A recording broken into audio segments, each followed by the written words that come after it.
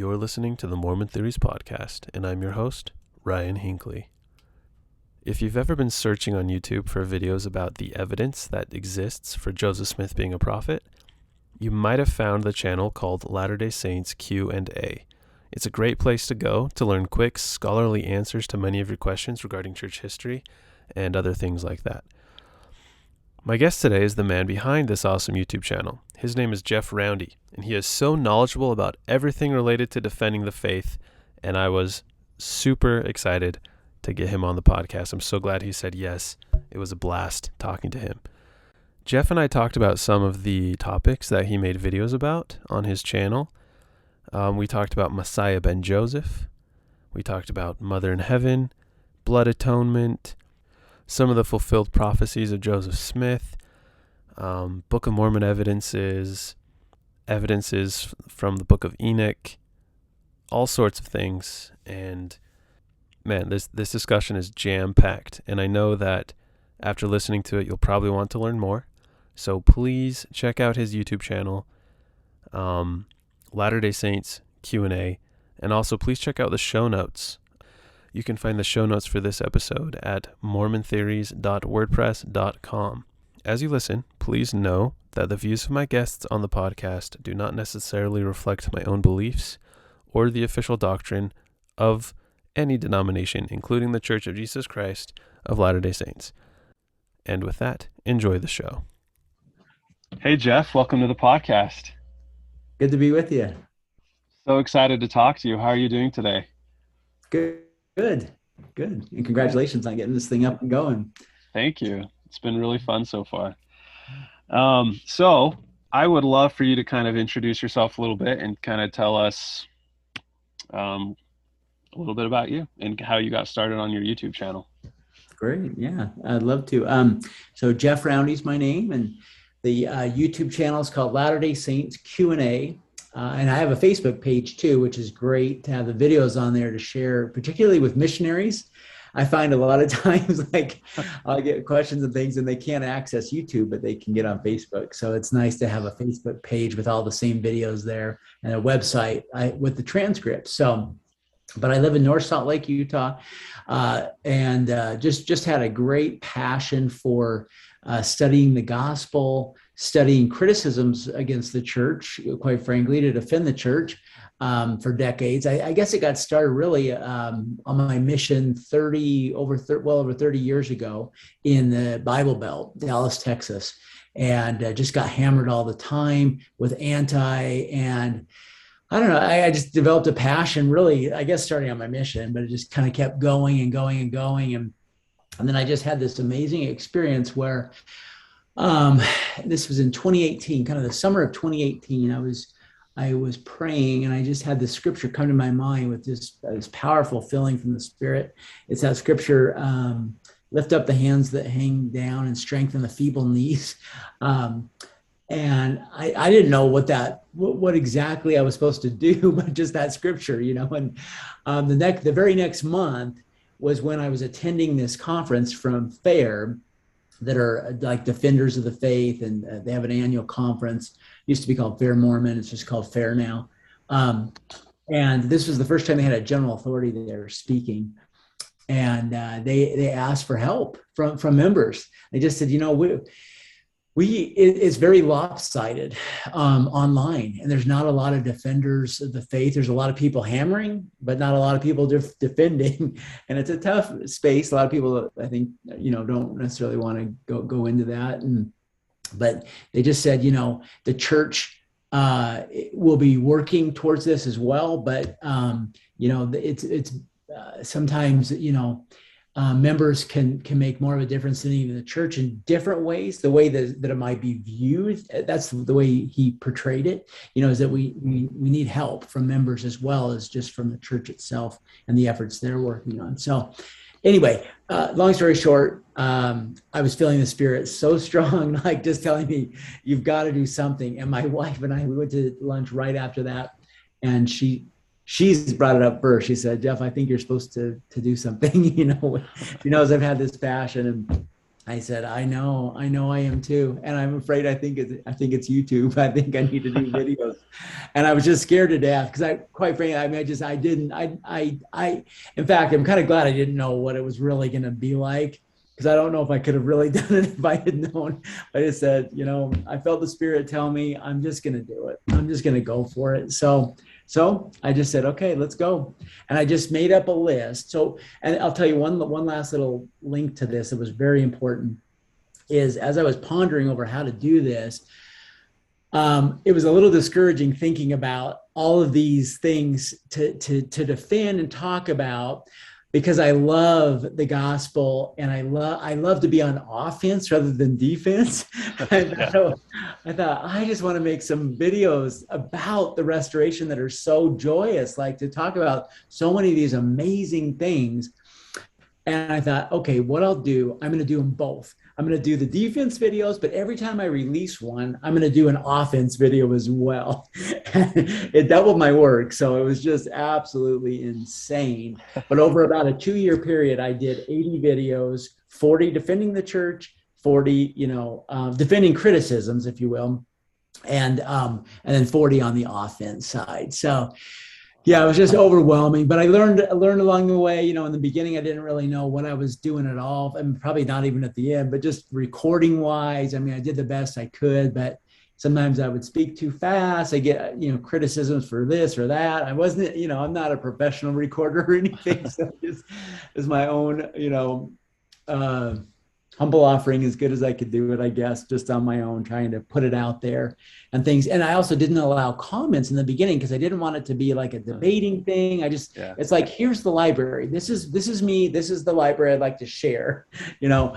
But somebody said I'm screwing up the algorithm on YouTube that probably they like to have you allow comments and somebody said, hey, it's Q&A, don't you want to it might be good to have some of that in there. So I was thinking, well, okay, I guess I'll allow it, but which I'm really glad I did because it's been a great blessing. And I probably spend today, I mean, I haven't made a video. I kind of finished, the library, and I left it open if there's topics that come up that need to be addressed that I haven't in the future, I will.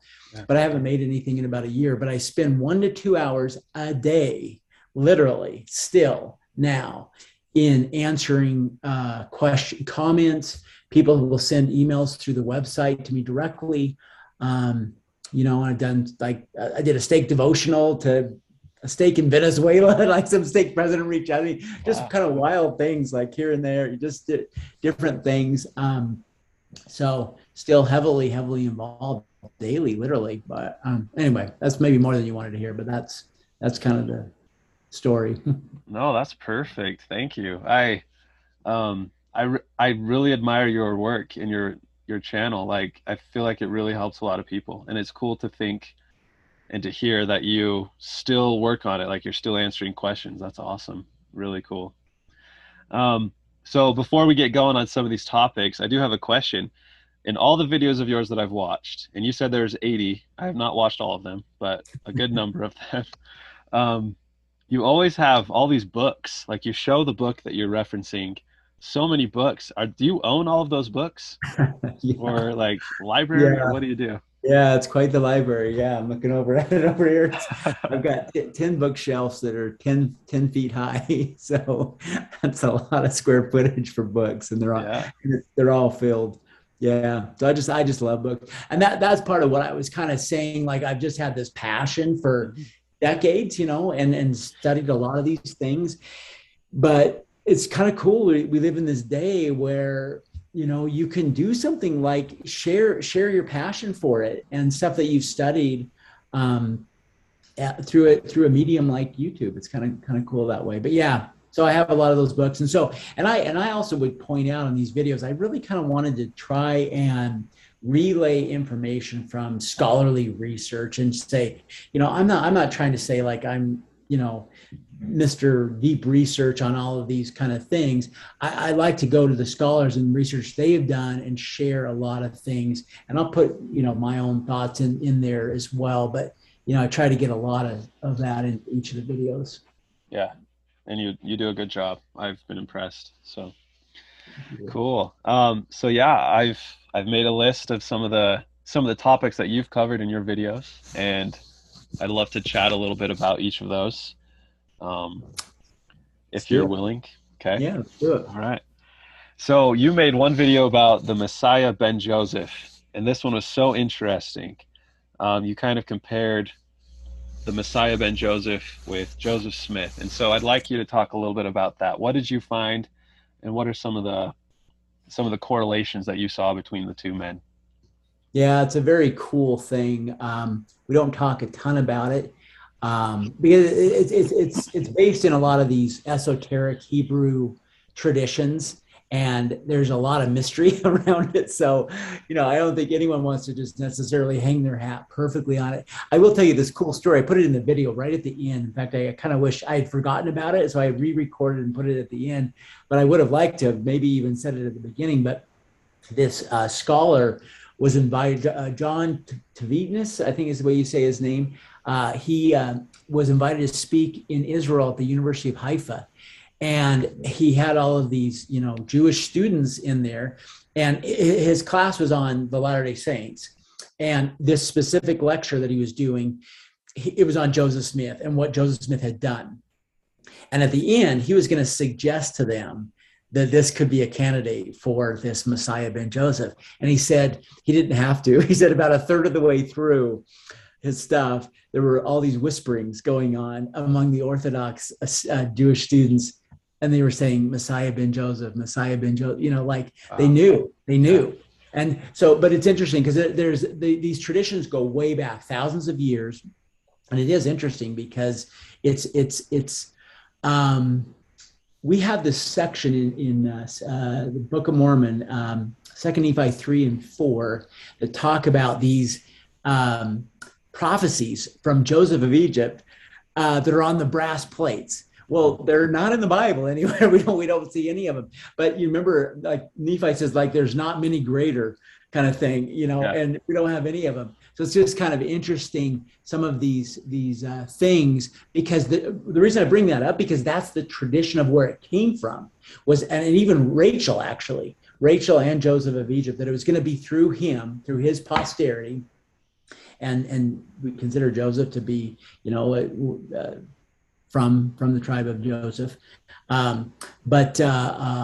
Anyway, so that was kind of an interesting tie in certain ways. But these traditions, so Messiah ben Joseph was somebody that, so when we think of the Messiah, and I almost wish it was a different word, because people sometimes I think get freaked out by this, like, wait, what are you kind of trying to equate Joseph with like the Messiah or something?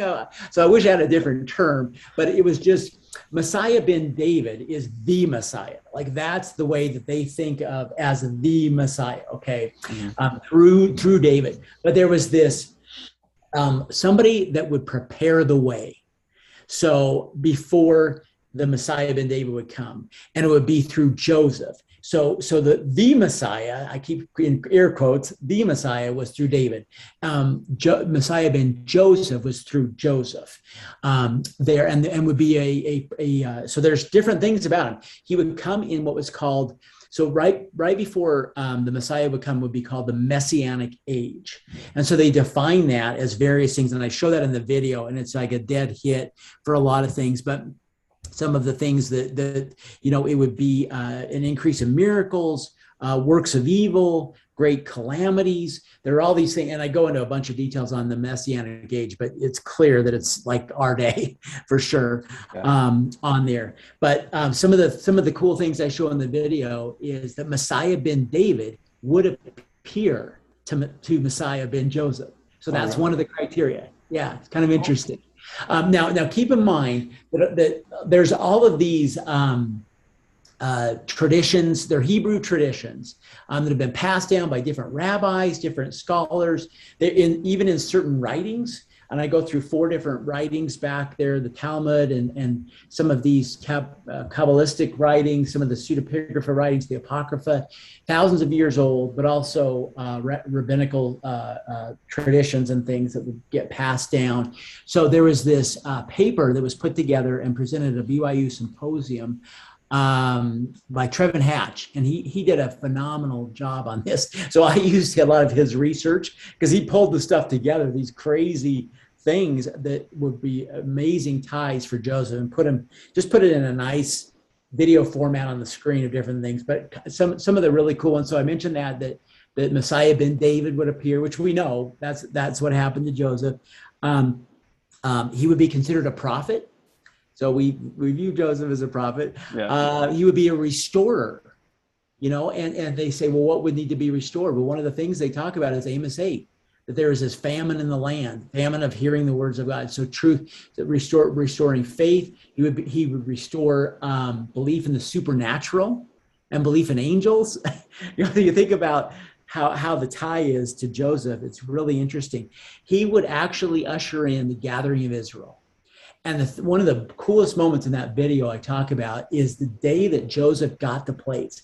And Joseph didn't say a word about this in his life. That's just kind of fun to look back and say, wait a minute, that was literally on the Jewish New Year, Rosh Hashanah, Rosh Hashanah. I always say it wrong, but however I say Rosh Hashanah. That's the way I pronounce it. But anyway, I know the proper pronunciation is a little different. But that is the day they blow the ram's horn, and that's to signify the future gathering of Israel, the rebuilding of the temple, and the coming of the Messiah ben David.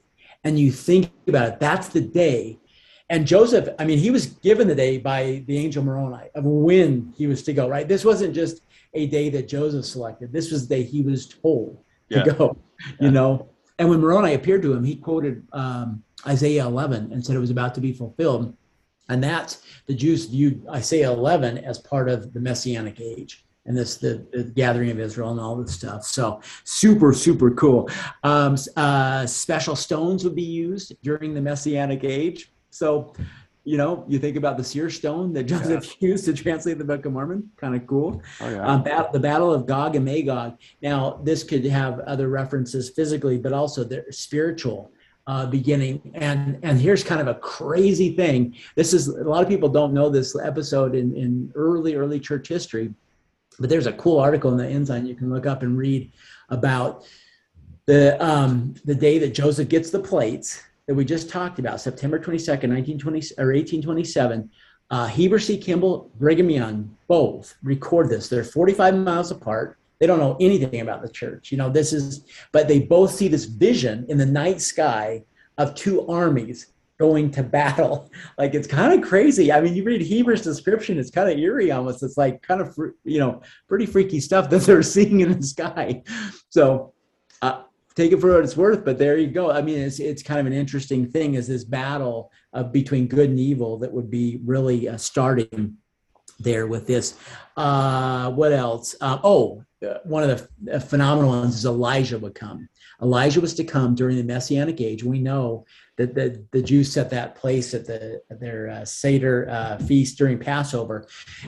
So Elijah did come. He came during Passover, but he came the next day, which is Easter Sunday, which I talk about the amazing parallels with that and what Elijah's mission was and what the tie would be for that. But one of the other things is in this Messiah ben Joseph and the Messianic age, that Elijah would actually come in the tops of the mountains. And that is code language in the scriptures, because they would build, they thought the closer you could get up high, the closer to God, and that was the temple. Yeah. So that was also a way to say the temple. So Elijah coming in the temple, and get this, another one of the traditions was Moses would come with him. That's exactly, read D&C 110, that's exactly what happened in the temple, right? Elijah, April 3rd, I think, 1836, Elijah and Moses both. Pretty amazing. Last couple of quick things. I'm just giving you a couple of the highlights from the video, but that he would actually be murdered. He would be captured as a prisoner and be killed, murdered. That's exactly what happened to Joseph. Mm-hmm. And after this, the remnants of Israel would be driven out into the wilderness after his death. And you think about, that's kind of, the expulsion out of Nauvoo and the trek west.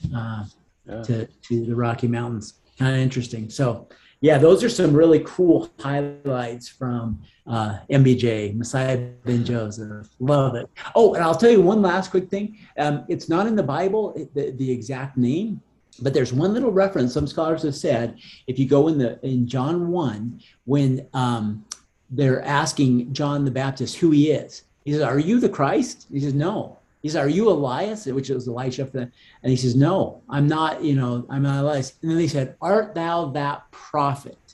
And his code language, like, who are they talking about? So many have said, well, I think they might be referring to this Messiah ben Joseph, this person that was to come before the Messiah, the restorer, the preparer. Anyway, cool stuff. Oh, so cool. Very cool. That is awesome. And I had some questions about that, but you covered it all. Like, I thought the ones that I thought of that were interesting, that he would restore stuff, specifically the temple. And that's exactly what Joseph did, right? And he would be killed, which happened. Really cool. Super cool stuff. So just your personal opinion, do you think that Joseph was the Messiah ben Joseph? I don't want to say without question, but I feel very strongly in my heart and mind that he was. Yes. So And if many. not, then I mean, you think about all these parallels. Now, some will say, well, there's some things maybe, but you have to say, well, these are all kind of these loose Hebrew rabbinical traditions and things. It's not like I say in the video, hey, it's not like these are prophets necessarily, and every part of this is right. But it's amazing when you look at it collectively. Yeah, Really for sure. amazing. Yeah. Yeah, and just to go along with that, if you look at the Wikipedia page about the Messiah ben Joseph, it's kind of long, but it has like all these different sources, and it's just from all these different rabbinical sources. And so, like you said, it's a lot of tradition probably, but there's probably a lot of truth in there as well. And so it's pretty cool stuff. Well, cool. All right, let's move on to the next one. So you made a movie about Heavenly Mother, and this one was so interesting. Can you tell us a little bit about Heavenly Mother and what you talked about in Yeah. your video? Yeah, I wish and kind of I also when I did the videos, I started out thinking that they needed to really be short to try and have a more broad audience of interest there. But I think that was a mistake. I should have just covered the content in a solid way and not have to try and make them so short. But this was an example of one where I started letting him go a little long, but now I look back in 20 minutes, a lot of towards the end there, I was letting him go 40 and 50. I even had a couple of them that went over an hour. So this is one I kind of wish I could have let it go longer there. But yeah, I talked, a little bit about the uniqueness of this. And something I didn't cover there, but just that we have today so much focus on Heavenly Mother. And I've kind of pondered why a little bit. And I think it's maybe the seeking that we're seeking this, and it may be our culture, the trends, and this desire. Women have been suppressed throughout history, and there's a focus on elevation, right, and equality, which is wonderful. And I thought, I wonder if this is part of this. Is it like it's elevating the seeking there, and so it's bringing about more light and knowledge, revelation, spiritual feelings, even to our leaders too. You think about how many times do you hear in general conference today the term heavenly parents? It's pretty cool to think of compared to the past there. And I kind of wish I would have mentioned that a little stronger in the video, but we have had, there's a gospel topics essay on this. There was a 1909 First Presidency statement. It's in the Family Proclamation, talking about heavenly parents. Zina Young talked about Joseph Smith. That's our earliest recording of Joseph saying something, and she said that you will, because Zina was saying, well, I know my mom, on the other side, and he says, yes, you will. Not only that, you will know and become very acquainted with your eternal mother in heaven, the wife of your father in heaven.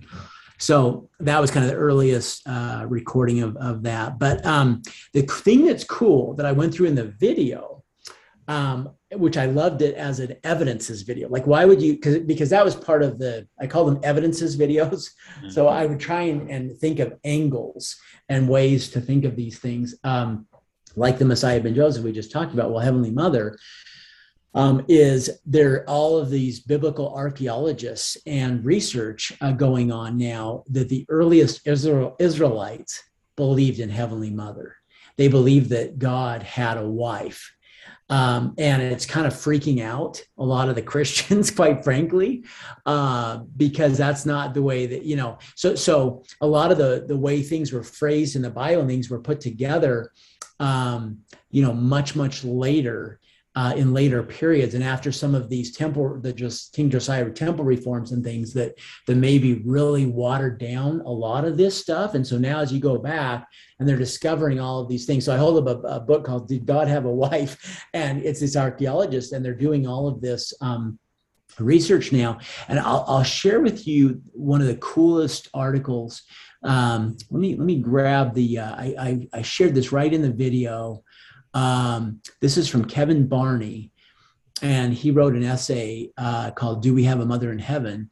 And so this is helpful to note to kind of get this right from the history. And this is what I was saying gives heartburn to a lot of Christians to hear this. So it says, as a result of document discoveries made in the 20th century, we now have a much clearer understanding of the beliefs of the Hebrews. And remember, think of our belief in this from the beginning, right? In having, the Godhood, D&C 132, from the beginning, Godhood is a man and a woman.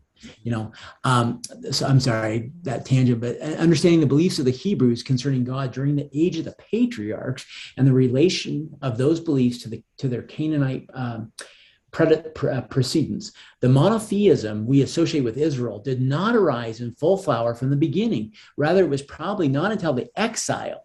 So think about that, like, the time of Lehi, the Jews understood that there to be only one God. At the first, the Hebrews worshipped a small pantheon consisting of the high god El, God the Father, his wife Asherah, Heavenly Mother, their sons Yahweh, Jehovah, and Baal, Satan, and the other unnamed sons of God. The original understanding of God developed over time until it reached the point of belief in Yahweh alone, characterized by later Israelite theology. Baal was a very similar God to Yahweh, and so was excluded from the pantheon very early to make way for Yahweh's claims. El was more complementary to Yahweh in his characteristics, so he was merged into Yahweh, resulting in the compound name Yahweh Elohim, translated the Lord God in the KJV. The other sons of the gods became the angels, still divine beings, but a lower class of being than the dominant Yahweh. The understanding of Asherah changed over time in response to these developments. She was originally the wife of El, so God the Father, and the mother and procreatress of the gods. When El was merged into Yahweh, okay, so like Jehovah, Asherah came to be viewed as the consort, which means wife not of El, but of Yahweh. For instance, an inscription dating roughly to the 9th to 8th centuries BC, and I showed this in the video, the picture of it. I have blessed you by Yahweh of Samaria and his Asherah. And then he concludes, he says, eventually the functions of Asherah were also absorbed into Yahweh, then in an effort to put a stop to any independent worship of her. Reformers, now this is what I was mentioning, this is where things really got kind of dicey and where we get the Bible in its form today. So the Josiah reforms linked her polemically to the now thoroughly discredited Baal, despite the fact that such a linkage does not seem to have had any historical basis. This reform movement against the worship of Asherah took place from the 8th to the 6th centuries BC, and by the time of the conclusion of the exile, the worship of Asherah as such had been stamped out. The word Asherah appears about 40 times in the Old Testament, usually mistranslated in the KJV as groves. It is sometimes difficult to tell whether Hebrew references to Asherah mean the goddess directly or her cult object. Although scholars are not completely certain what the object was, most believe it to have been a wooden pole, perhaps stylized, representing a sacred tree, the tree of life. Since it was made of wood, no actual examples of such an object have survived. The pole may have originally been a legitimate symbol associated with the temple, but it appears that, as was the case with the serpent pole made by Moses, over time the people came to worship the object idolatrously. This garbling of her divine association and corruption of her worship resulted in the necessity of the reformers suppressing that worship. We should understand, however, that the negative references to Asherah in the Old Testament, and this is important to know because I've had to defend this a little bit on comments. The negative references to Asherah in the Old Testament all stem from this period of reform. There appears to have been an earlier worship of Asherah not marred by idolatry that was widely practiced and normative among the Hebrews. So, and then by the conclusion of the exile, I'll finish with this. The reformers managed to do away with Asherah worship as such, but worship of the goddess did not disappear altogether. She was merely transformed into other guises. Perhaps the most successful of these transformations, as far as the biblical text is concerned, was the personified Lady Wisdom we find in Proverbs. Many scholars see her reworking the Asherah of old. And then later also others potentially, she was also the feminine figure, the two cherubims atop the Ark of the Covenant. There was a tendency to associate her with some other important human figures. Therefore, some saw Eve and later Mary as divine representations, or the spiritualized agent or characteristic of Yahweh, like the Holy Ghost. And then the last thing I'll share is this archaeologist, and this was the book that I mentioned, William Dever. He's a recent archaeologist. Recent archaeological discoveries provide both text and pictorial representations that for the first time clearly identify Asherah as the consort or wife of Yahweh, at least in some circles in ancient Israel. And then there's a few others that I mentioned on here too, same thing.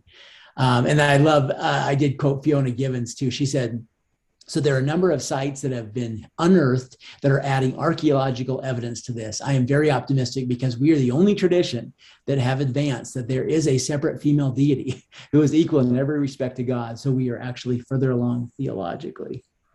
So I know that was a lot, but that was just direct quotes from the video. But I think it's really cool to know that history, because that's what I loved about doing that video, was viewing it as an evidence of the restoration, that this is something that got really, buried. Yeah.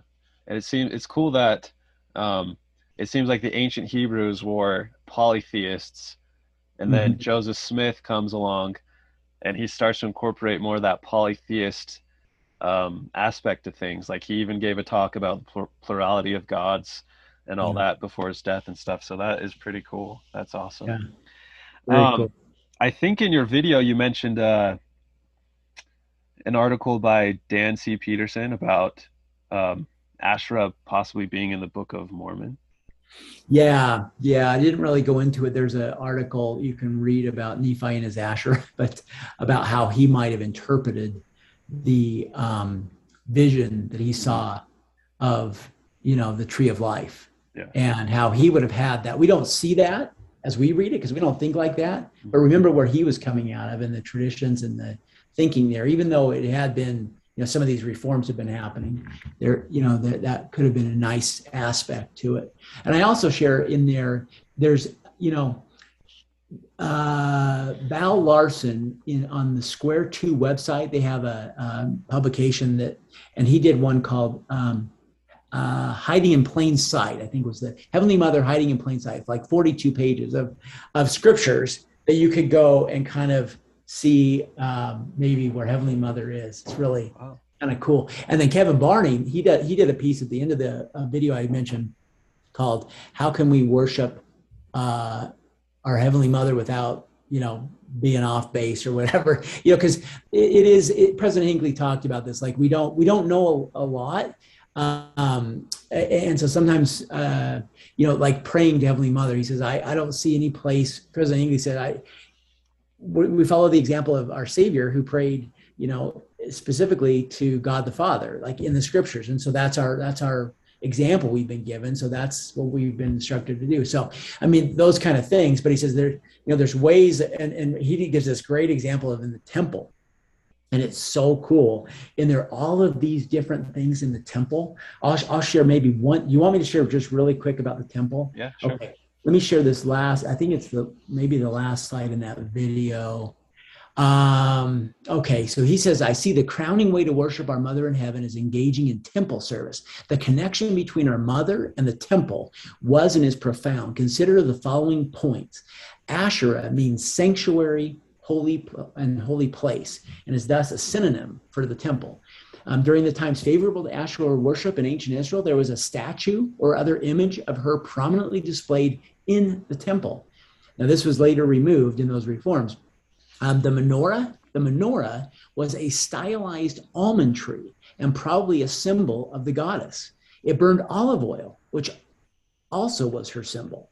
The two cherubim atop the Ark of the Covenant and the Holy of Holies were identified as Asherah and Yahweh. Our modern temple ritual revolves around a creation drama in which Asherah participated as a master craftsman. The Garden of Eden narrative prominently features two sacred trees, the tree of the knowledge of good and evil, the tree of life, both of which represent her. One of the most one of the most prominent ways that ancient Israelite women worshipped Asherah was by weaving textiles that were then used in the temple. It is not entirely clear what these weavings were, perhaps wall hangings or veils. So anyway, kind of cool. It's Yeah. a neat thing. Yeah. So that's kind of it on Heavenly Mother, but it's cool, really cool stuff. Oh yeah. And I think you showed a picture from the Salt Lake Temple of the woman at the veil or something like Yeah. that. In the celestial room. Yeah. Yeah. Above the veil. Yeah. It's really, That, it's kind of cool. It's not necessary when they put it there, it wasn't designated like this is Heavenly Mother, but it was right. a feminine figure, so it's pretty Yeah. cool. Yeah. Yeah. And I'm glad you mentioned that Ashra means sacred or holy place because like all of those things you just said tie in with the temple, the tree of life, um, trees of anything, and like the holy place, everything has to do with also the temple, but also with her. It's very interesting, and I don't know, maybe next time the listeners go to the temple, they can kind of think about that as they go through. But that's Yeah. really cool. So yeah, let's see. So about her again before we finish. You mentioned that we're starting to talk more about her in the church. Why do you think there was a period of time where we didn't really say much about her? Well, I think I don't know for sure, but I think a couple of things. I think there had been this folk legend. In fact, I talk about it in the video because there's some research on this that a group did at BYU on where did this legend get started that maybe Heavenly Mother was hidden by Heavenly Father to protect her. He saw all the abuse he would get using his name in vain and all these things and wanted to protect her. Well, we can't find any. They only found some seminary teacher in California that started this up and somehow it got put into a book or something. And then it just kind of took off from there and became a legend, but it's never been taught by any general authorities or any official publications.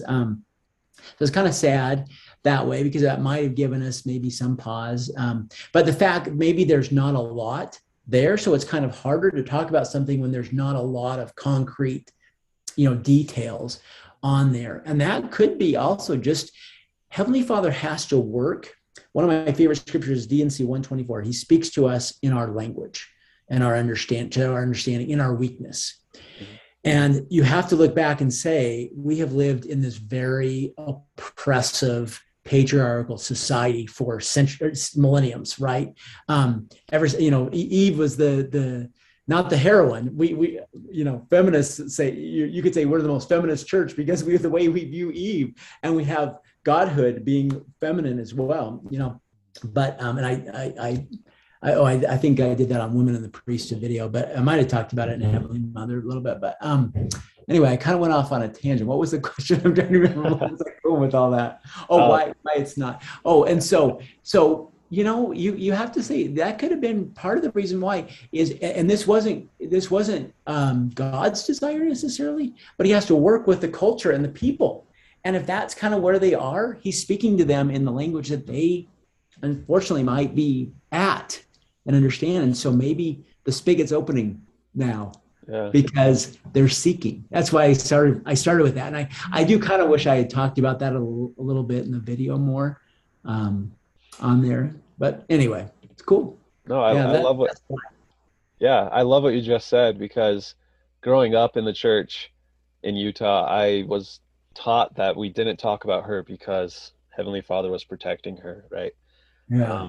And that's that. I don't, like you said, I'm not sure exactly where that came from, but that's what I was kind of taught. But as I get older, Before we leave that, there is one scripture in Mosiah I didn't mention, but I love as we start to think about it and we start to look. Like I said, the Val Larson's 42 pages of things you can find. But Dan Peterson brings up how amazing it was that this came over in the beginning of all of these things you can see, especially during that period that might have phased out and over time, but in the beginnings especially, and in Mosiah it talks about wisdom, and that they don't want wisdom. I can't remember how the verse goes, but that she should rule over them. But it's a feminine, it's a female.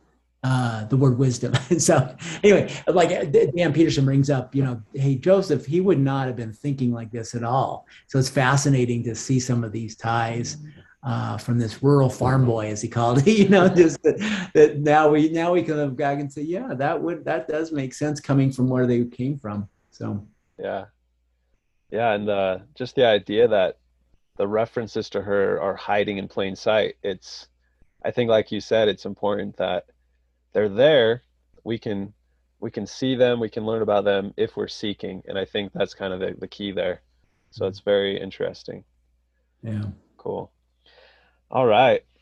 Okay, so the next one I don't know anything about. I did watch your video, but it's just so new to me that I would love for you to explain a little bit more. Blood atonement. What is that?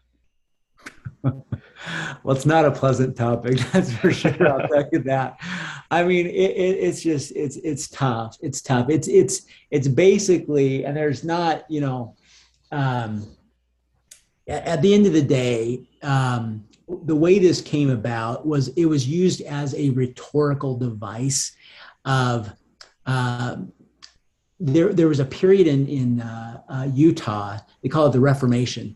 After they came, settled down, got going and everything, people started getting really lax. So this was in the 1850s, 1857, 1858 especially. And so they decided we need to really start pounding hard, like on reforming. People need to really shape up. And so, like Brigham said, we need to rain pitchforks. I have his quote in there and things. And so they use some of these rhetorical devices, and there were sins in the Bible that were unto death, that actually required the voluntary sacrifice of someone's life. So that's what blood atonement is. And even in the New Testament, I quote First John talking about it. That they referenced this in the New Testament even as well. However, this was not ever truly applicable. And there's one thing I will say that's kind of an interesting thing. And sometimes I think it might be uncomfortable for people to maybe hear this, but I think of how maybe God works a little bit with us in our that D&C 124 that I talked about, verse 24. That he speaks to us in our language and our understanding, and maybe for our most good. But D&C 19, God says, I'm going to basically tell you a mystery here. When you hear the word eternal torment, and endless suffering, eternal damnation, all these things, he says, that's my name. My name is eternal. So that's what it actually means. Mm-hmm. So that's kind of different than in like forever suffering or forever torment, right? Yeah. It's very interesting to learn that that's actually there. So then I think, wow, that's interesting. And then you can jump to say, he maybe he wanted people to think that, though, like that was so he's kind of okay with us maybe being a little bit fearful and having that, maybe, sometimes we need that. The natural man is an enemy to God, Yeah. And so it's just kind of an interesting thing to I've thought about that verse so many times, and maybe that might have been what was going on a little bit with the blood atonement. There, and just the rhetoric. But I will tell you that there's an interesting, let me actually get to the slide in that video, that this was actually not a church publication. It was a historical publication that did all this research. um, on the outcome of any of this rhetoric. It's called the Utah Historical Quarterly. So the historian Gustav Larson, he says, denials of murder charges, which rode in on the backwash of the Reformation, gradually resolved into defensible positions that, and he lists three things. Number one, some known killings of the Reform period resulted from motives not related to blood atonement, but they might have been blamed on it, but not related. Number two, that in spite of extreme statements by some of its leaders that the church did not officially condone taking life other than through legal processes. And number three, responsibility for any reversions to primitive practices of bloodshedding must rest upon fanatical individuals. So it is really good. And it's interesting. There's this letter I read at the end of the video from Bruce R. McConkie he was asked by the First Presidency to address this to the Utah Law Review at the University of Utah College of Law that had asked about this. And so he goes into some detail, that we do not believe in, if by blood atonement is meant the atoning sacrifice of Christ, the answer is yes. If by blood atonement is meant the shedding of the blood of men to atone in some way for their answer, the answer is no. It's not a doctrine of the church at all. We do not believe that it is necessary for men in this day to shed their own blood to receive a remission of sins. And he says, in order to understand what Brigham Young, Heber C. Kimball, Charles Penrose, and others have said, we must mention that there are some sins for which the blood of Christ alone does not cleanse a person. These include blasphemy against the Holy Ghost, as defined by the church, and that murder, which is the unlawful killing of a human being with malice. However, and this cannot be stressed too strongly, this law has not been given to the church at any time in this dispensation. It has no application whatever to anyone now living, whether he is a member or a non-member of the church. And he says this doctrine can only operate also within a theocracy, as it was the day in Moses's day. From the day of Joseph Smith to the present, there has been no single instance of so-called blood atonement under any pretext. Anything I have written or anything said by anyone else must be understood in the light of the foregoing limitation. Brigham Young and the others were speaking of a theoretical principle that operated in ages past and not in either their or our day. So that's kind of the long and short of it. But it's it was some pretty fiery rhetoric, and they were just using it as the device. And so now critics can go back and say, can you believe this? And you have to say, yeah, that's pretty harsh, but it is what it is. I mean, you just have to kind of take it in stride and understand. But it is kind of nice to know that there, that's why I shared that historical study on those things there. So, and then sometimes they'll point to the Mountain Meadows massacre, which is horrific. I did a separate whole video on that. And, Brigham tried, he was not, he tried to stop that from happening. We better not get into the details, but because it would take too long to really do justice. But he actually told them to let him pass through, and the letter got there, I think, 2 days after the massacre. It was very, very sad. But if you're interested in that, watch the video, because it's good to get a lot of the details behind it. But that's not this per se at all. So anyway.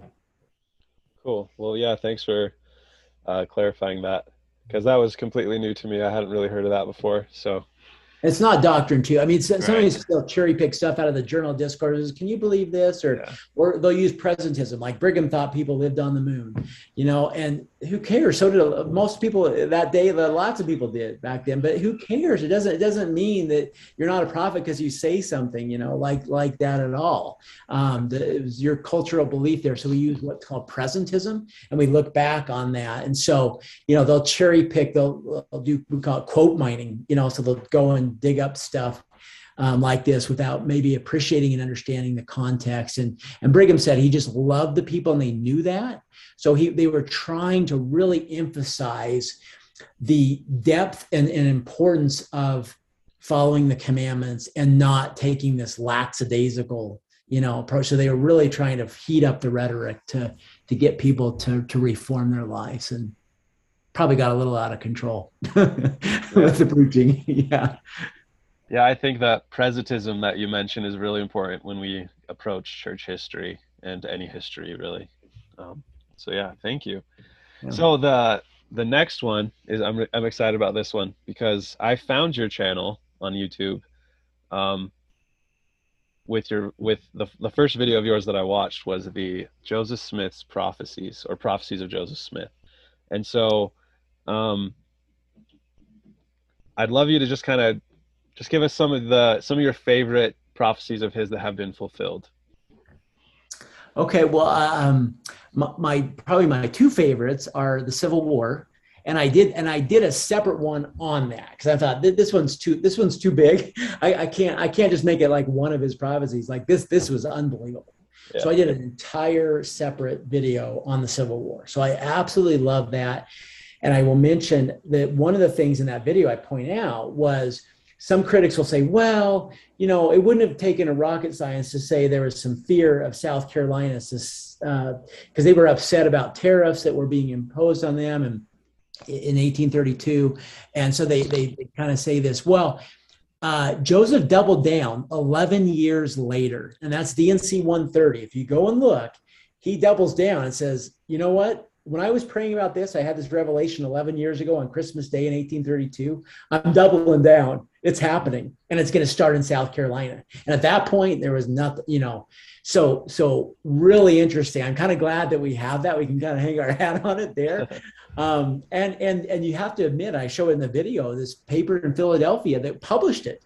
And they said, have we had a prophet in our midst? Like, you know, regardless of what you think of Joe Humbug or whatever, I can't remember, they kind of made fun of him a little bit, but they said, can you believe this? Like, they published the whole thing. It was really interesting there. And I think it was I mentioned Orson Pratt, we carried around on his mission. I think over in England, even showing him different things, you know, this prophecy. So they really thought about this for several decades as a big deal. And they even talked about how they look kind of foolish sometimes because it just wasn't happening, you know, for a long time on there. And then I share this kind of creepy thing in the video from Orson Hyde. In fact, let me actually share the exact words because I don't want to get this one wrong on the exact way it's phrased. Okay, so here's Orson Hyde. This is in the Millennial Star in 1862. Okay, so this is after the Civil War is already, you know, blazing. He says, you have scarcely yet read the preface of your national trouble. Many nations will be drawn into the American maelstrom that now whirls through our land. And after many days, when the demon of war shall have exhausted his strength and madness upon American soil by the destruction of all that can court or provoke opposition, he will remove his headquarters to the banks of the Rhine, the river. And that's Germany. So that's pretty eerie prediction of World War I and World War II. That's where the headquarters, you know, pretty amazing. And we don't know where that came from. Many think that he got that from Joseph Smith, but pretty fascinating little extra tidbit that we don't often talk about there. But that was a neat, and you know, that was the Civil War was the greatest, 600,000 lives lost, more than all the other wars combined. It was the start of modern warfare. And that's what it says too, that this will be kind of the beginning of the wars, right? And it's been nonstop, really, wars since then.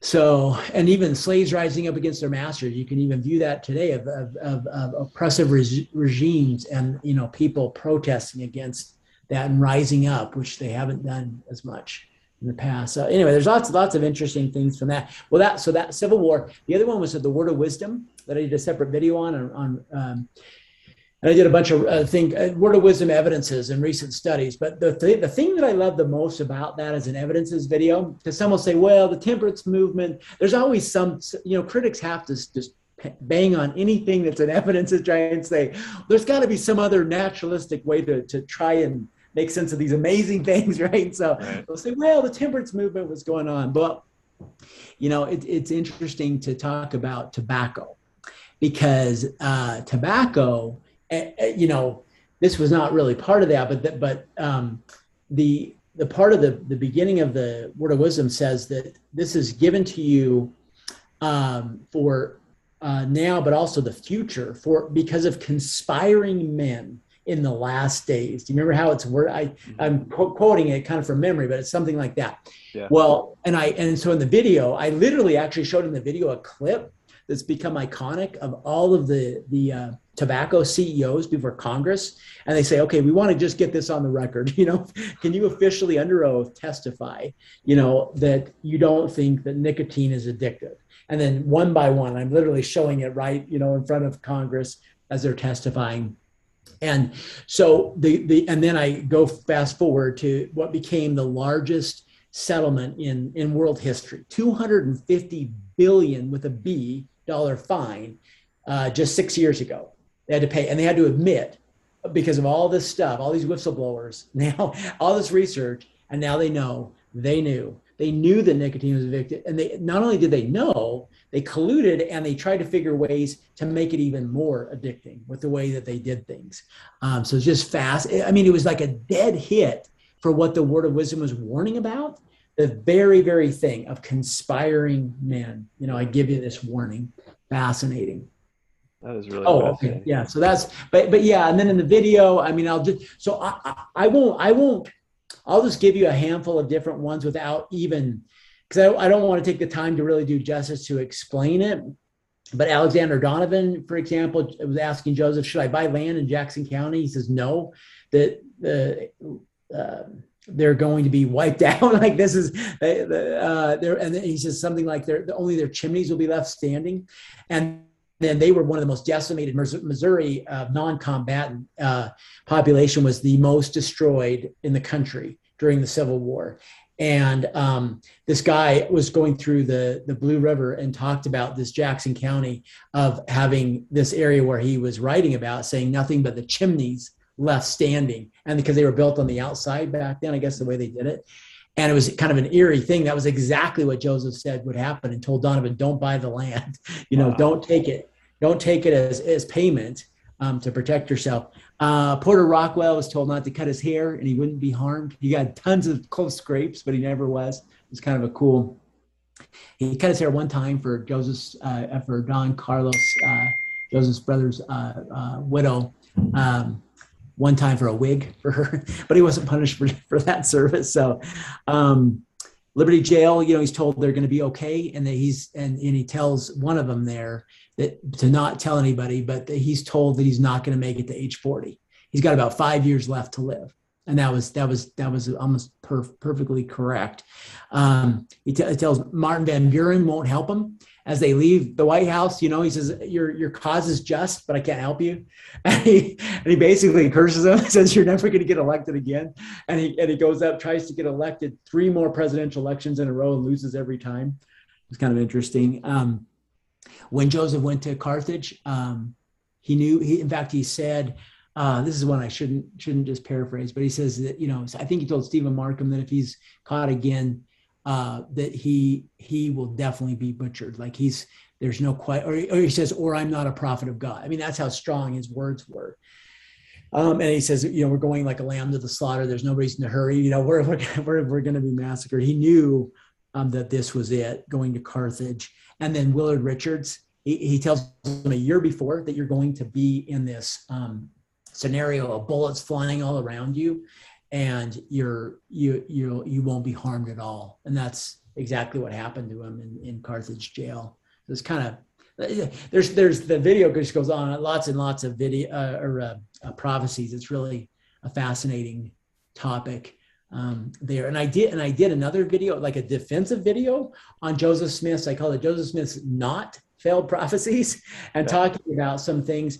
And sometimes we look at these prophecies too that have a contingency factor to them. If you do this, then this, or I require it no more at their hands. There's these different things that are on there that are, I think, really helpful to view on some of these that critics say, hey, this was a failed prophecy. Well, not really, not if you really think about it, for a lot of these different reasons in there. Yeah. So have you ever come across a prophecy that did fail, that wasn't fulfilled to your knowledge? No, but I don't know if it would really bother me, quite frankly, if it did, because I do kind of, I share this thing at the beginning about And I kind of almost wish I would have elaborated for a second on it, because it says in Deuteronomy about a prophet, like if it doesn't come to pass, then he has spoken presumptuously or something like that. Well, okay, so sometimes that might happen. And like, is that really, a big deal? I mean, sometimes maybe those things might happen for various reasons on there that could be part of the picture and stuff. So it wouldn't, but technically I'd have to say no. And in fact, what I did in that video, I culled the stuff that people typically use as their posters for failed prophecies. And they all have pretty good aspects to them that when you go, oh, I guess if you think about it, yeah, that's probably not as cut and dry as you think, that should have been considered a failed prophecy, really kind of wasn't. Like Joseph praying about Christ coming to when he's age 86 or something like that. I can't remember. But he says, but I'm left to not know whether he's coming to me or I'm going to him, kind of thing. And I don't know. Well, and I say in the video, we know which one it was. When Joseph went there to him. And so how is that a failed prophecy? It's not at all. So it's just kind of different things on there. And then even like building the temple in Independence, it says, hey, when the enemies come upon them and thwart their work, I require it no more at their hands. So right there in the Revelation, he's saying this is like a reverse, and it wasn't really a prophecy. It was, they were commanded to do it, but he's now saying, you're not anymore. I'm reversing this because of, this, what's happened. We're trying to sell the copyright of the Book of Mormon up in Canada. It says, all these things about if, and it's interesting in that video, even somebody that had left the church, that was one of the Book of Mormon witnesses, one of the 8 witnesses, Orson, or not Orson, what was his name? Hiram Page. He said, you know what, that actually was not a failed prophecy, because he says these contingencies, he says, we did go, we tried, but they rejected us. And the prophecy or what we were told was, if they will do this and this, then we'll have success. And they didn't. So how is that a failed prophecy? So it's stuff like that. It's just, kind of interesting to really dive deep into the real nitty gritty on some of that. Yeah. So cool. It's very cool. I'm fascinated by his prophecies. I believe he was a prophet, and the more I look into what he said, the more I find confirmation on that. So cool. The next one, you made a video about Joseph being the science seer, and I assume that's a play on Bill Nye the Science Guy. Is that true? No, actually, it's a Dr. John Lamb at BYU. It's a play on him. The title of his book was 21st Century Scientist or something like that. I can't remember the exact word, but wording of the book. But he was a chemistry professor at BYU, and he would do these education week classes on scientific principles that are in the Doctrine and Covenants, or things Joseph said that at the time really didn't make sense with science at his day, at his time, during his day, but now make a lot of sense with what we know today. So he wrote. So I was so glad he wrote this book. He just wrote it a couple of years ago, and I'm like, oh, this is great. Now I can do a video on this, because my education week notes are not good enough to maybe go deep on the topics. And so, but I won't go into anything here. I'll just tell you like the topics he talks about. So the number of planets, like the universe, versus what we kind of thought of what it was then versus what we know now. We thought it was just basically the Milky Way galaxy was it. We didn't have this concept of the universe in a sense, but the number of planets, sands on the seashore, various principles of light. That's probably like almost half the video, maybe. It's just tons of stuff about light that we understand, even just in the last few decades. Phenomenal, fascinating things about the principle of light that are in these scriptures. And even Dr. Lamb said that I've read these things so many times and never really quite, and then it clicked, like, wait a minute, this could be literally what this means. and the way to understand some of that. So this is one of my favorite videos. Like, but I don't want to like paraphrase some of it. Just go watch it. Cosmos and chaos and entropy and some of those things. Kingdoms, laws and orders, space, where no kingdom without space, no space without kingdom, and how both of those things can mean things like the atom is 99.999% air, nothing there, but also dark matter and dark energy, the opposite. We can only see 5% of what's actually there. So we talk about that and how that can really play perfectly into some of these words that Joseph used: time relativity, free will, God within nature instead of outside of nature, instead of a God of the gaps that keeps closing as we learn more about science, So anyway, just lots of cool stuff. But I don't want to spend time kind of getting into it, because to really do justice to it, you kind of have to elaborate a bit on different things. And that was a video I was like, dang, I feel like I'm a little over my skis on this one, just because I was just so glad that I could just take Dr. Lamb's word for it, because of his background and understanding on all of these principles. And so I really just shared a lot of his research and scientific knowledge, and then how he correlated it with what was understood at the day in Joseph's time. That was the key to understanding, is what was the understanding in 1830 and 1840 of these compared to today, and what those verses were saying. Right. Yeah, it's fascinating stuff. So cool. Cool. Thank you. So the next one, it's a huge one, and I think this was the longest of your videos that I've seen, but Book of Mormon evidences. And I would love it if you could just kind of give us a list of some of your favorite Book of Mormon evidences. Okay, I'll do it without maybe going into a lot. I'll just kind of mention, just briefly, super quick, a couple, like my top 10 maybe, or not even top 10. I just jotted down right before the video, like some of the ones I would say, or would be one of the coolest I started the video with is the Jaredites coming over in barges. And the Rosenell brothers did this. They have a website, and I show the video, just the travel from where they think the Jaredites would have taken off from, hitting these currents. And they're in barges, so they would just be riding along the currents and flowing through. And there's 3 different currents. You have to calculate totally different time lengths. We're told in the Book of Mormon 344 days. And their calculation comes in at 350 days. A non-sailing vessel. Yeah. If it was sailing, it'd be 3 to 4 months. But if you were just sitting in a barge, which the Jaredites were, it was 350 days. It's just kind of fascinating with 3 different.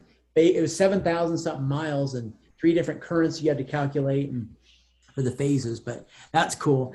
There was a pottery shard recently found that Sariah was a woman's name. It was a male name during the time of Lehi, and so that was kind of an interesting one just recently. A pottery shard saying the daughter of, and so it was Sariah, the daughter of. So we know now that that was a name for a female there. So that was Lehi's wife.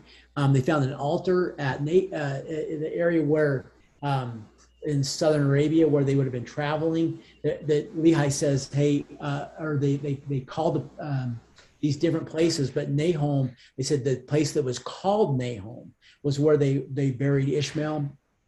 And they now found that there is a burial place, and it's even called, Nahom means mourning. That was a place of mourning there. They found an altar with the dated to the time of Lehi and the letters NHM. And there aren't vowels in Hebrew. So NHM can easily be Nahom. I mean, there's very few things it could be. Nahom is a great option. So that's like one of those like dead bullseyes. And then if you go straight east, which is what the record says they did, people made fun of this place described as bountiful with all this beauty and all the stuff, that the timber they could get, all these things. And there's some killer spots, but I showed pictures there going straight east of a great candidate for bountiful. Alma as a male name, that's kind of a cool one. That was made fun of a lot because it was a female everywhere you look. But there was recently a discovery, it was in the 1960s, of it being a male name anciently. Anachronism solved since 1966. I showed this great slide on there that like 80+%, even since 1966, of things that hadn't been found have been found. And in fact, Tad Collister did this book. I love it. It's called A Case for the Book of Mormon. And he says critics actually do Joseph a favor because they keep pointing these things out of how ridiculous this is or that is. And so when it's found, it becomes even more of a strong thing of how Joseph couldn't have known this, you know. And here's the perfect evidence. Look at the critics that were pounding on this. They've done some of the work for us. So kind of a fun aspect to that. One of my favorites, I did a whole video on this, is LiDAR. So one of the coolest things of all, and I actually quote in here that David Whitmer said that they were scared as witnesses signing their name that that they would be made fun of. And this is one let me just actually read this one quote because it is so cool. This is, let me see. I thought I wrote down the page number of that slide. Yeah, slide 27. Let me read this. This is really cool. When you think about, because I'm going to bring it up to just in the last couple of years, how this applies. So David Whitmer, he says, you know, Joseph's time, the Native Americans were viewed as barbarians, destitute of commerce and of political connection, all of these types of things, very different than the way that they were described as refined and civilized people, very numerous, large cities, you know, merchants, lawyers, officers, all this stuff. Due to this contrast, they were fearful. So David Whitmer says, this is a quote, "When we were first told to publish our statement, that is the testimony of the three witnesses, we felt sure the people would not believe it. For the Book of Mormon told of a people who were refined and dwelt in large cities, but the Lord told us that he would make it known to the people, and people should discover the ruins of the lost cities and abundant evidence of the truth of what is written in the book." And so here's the thing that's amazing, is this new technology called LiDAR. And what they've done, they've flown over the jungles in Guatemala as this phenomenal place to do this, because it's this jungle canopy that you can basically almost not get to. And archaeologists, they've only dug up like 1%. In fact, some have said we basically almost know nothing of the people that used to live here. The Olmecs, the Mayans, and these different things. And so now you lift up the canopy, and here's the thing that's stunning. You can watch this on National Geographic. They did this whole big thing about LiDAR, this laser that then formed these 3D images. And they are now saying that this area, they're comparing it to as large as the largest civilizations in ancient China and ancient Egypt, possibly 15 to 20 million people with very advanced civilized things. And one of the cool things is raised highways, which we read about in the Book of Mormon.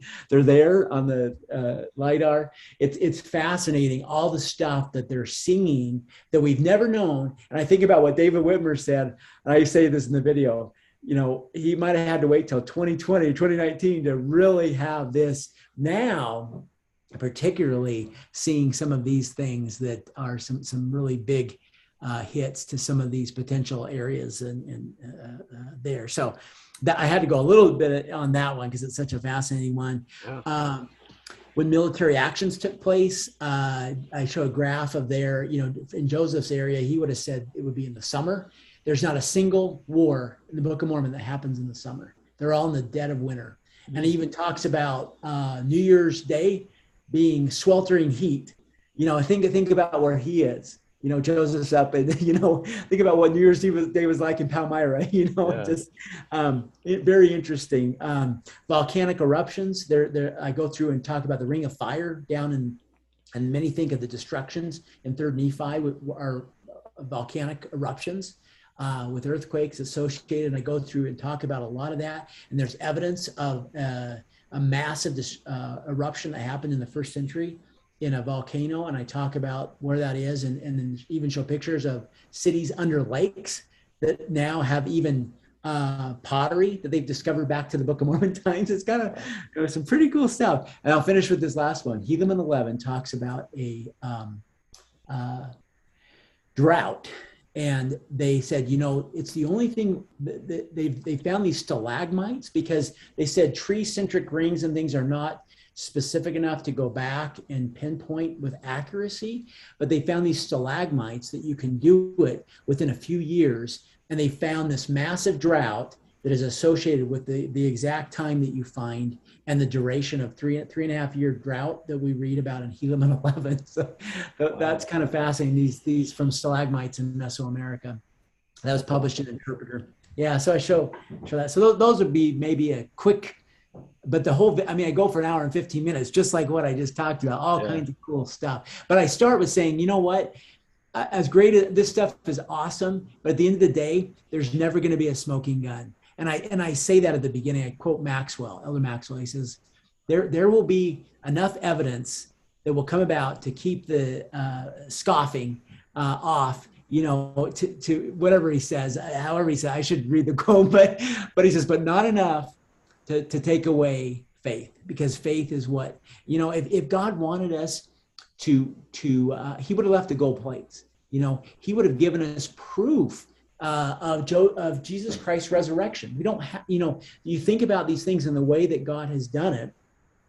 He wants us to exercise faith in these things. And so that's why I don't think we'll ever have this thing that will ever be able to absolutely, without any way or shred of doubt, have the smoking gun there, because of that requirement of faith that will be involved. But it's fun to see. I call these divine fingerprints. It's like all of this kind of interesting things that I kind of do that on the Book of Abraham video that I talk about too. Like just that Joseph didn't know Egyptian at all, and I think he just received this revelation like he did the Book of Mormon, not translating any Egyptian. He might have been thinking he was doing something like that, and there was a device, a catalyst for him. But then you go in and you find out, wow, there are a lot of these interesting things that that are these little divine fingerprints maybe of things that Joseph wouldn't have known that we discover now today. That, again, divine fingerprints. Kind of interesting. Yeah, super interesting. So I know you need to leave soon. So I just want to talk about one more thing, and you can talk about it fast. But the Book of Enoch, the Book of Enoch evidences, just throw out a couple that maybe some things that Joseph wouldn't have known that kind of showed up in his Book of Moses. All I can say is please go watch this video, because I hate to paraphrase this one. It is so amazing, so good. And what I do in the video, so there was some Enoch. So Enoch literature was banned and kind of heresy type stuff. Centuries after Christ died, and so it kind of went underground. wasn't there, but there was discoveries made late 1700s. But it was Enoch, what they call one Enoch. So there's one Enoch, two Enoch, and three Enoch. And then they found some really amazing stuff in the Dead Sea Scrolls that was part of one Enoch. They call it the Book of Giants. And so Joseph probably couldn't have gotten one Enoch. It was translated in 1821, but the chance of him even seeing it is very remote. But what I did in the video, I said, okay, let's exit out. Let's just say we're not going to even look at one Enoch. Anything in one Enoch we'll cancel. We're just going to look at two Enoch and three Enoch that came decades after Joseph died, when they were discovered and translated. And then the best one is the Book of Giants that was in the Dead Sea Scrolls in the 1940s. So I really go hard on that, but just fun stuff, like things like the word lad. So Enoch calls himself lad. That's not in anywhere else. There's not a single word where you ever see Joseph use that in any scripture verse except there. Well, it's also in the Enoch literature that's found, after Joseph dies. The word lad, he's called lad, kind of really interesting. There's this reference to wild man, sarcastically, that's used. Enoch's talked about being able to change the rivers out of their courses, which is not talked about anywhere else in the Bible, but it's talked about here and again in this Enoch literature that came after Joseph's death. um, on there. There's an individual named Mahijah that comes and is a questioner to Joseph. These ask questions. There's a book of remembrance. There's a roar of the lions in one and a roar of the wild beasts in another. But again, just phraseology that's really unique. Prison prediction, we talk about that a little bit. And then even Satan coming among them. And then even saying that he's like a son of God, like them in a sense, and then asking them to worship him. I mean, these are a lot of things that are just dead bullseyes with Joseph. So it's a very fascinating aspect of Joseph as a prophet, and all of these kind of things that came way after there. So I spend quite a bit of time, and there's a lot of new stuff coming out on that, and I share that at the end of the video, just some hodgepodge of new things coming out. So cool stuff. Yeah. And in your video, you mentioned a story with Hugh Nibley talking to one of the translators. Can you just relay that really quick? Yeah. Well, just that they basically say, there's something missing here. They just say this. I mean, it's that naturalistic thing that this cannot be happening. Like, there's no way that this could have happened. That Joseph Smith had to have some sources that we just don't know about, and someday we will. So I say, yeah, someday we will. So yeah, it really is, and it's kind of an interesting thing that all of these things that just, it's what can you? I mean, they're. I mean, again, you can say, well, it's just coincidence, but there's so many of them that when you add it all up, it's like, wait a minute, this is really compelling, all these kinds of things. And even if you say, well, what's the big deal? The word lad. But you say, but it was never used anywhere else, not a single time in any of Joseph Smith's words in any scripture except one. And then it shows up, and it's such a unique kind of word, and then it shows up here in the Enoch literature found after his death too. So it's just stuff like that, little things that you could say, what's the big deal? Well, it kind of is when you think about it. It's pretty amazing. Oh yeah, for sure. Well, Jeff, thank you so much. I'll let you go, but I just want to finish by saying that, like you were saying, God has left his divine fingerprints all over the works of Joseph Smith. And I think if anyone would like to learn more about that, your channel is an awesome resource. And so I want to point everybody listening to this to go check out his channel, Latter-day Saints Q&A on YouTube. And you said you have a website that goes along with that, and a Facebook page, and I'll put in the show notes, I'll have links to everything so people can find it easy. And so, yeah, I'd just like to thank you again. This has been awesome. Wonderful. Well, it's good to be with you. Yeah, a lot of fun to talk about these topics. I have a lot of passion around it. As you can see, probably it's hard to get me to stop talking sometimes when we get going. But it's fun stuff. Love it. Oh, it's great. You're a really good resource. I've been impressed. So thank you. Well, thank you. Good luck to you. And it's been fun visiting with you today.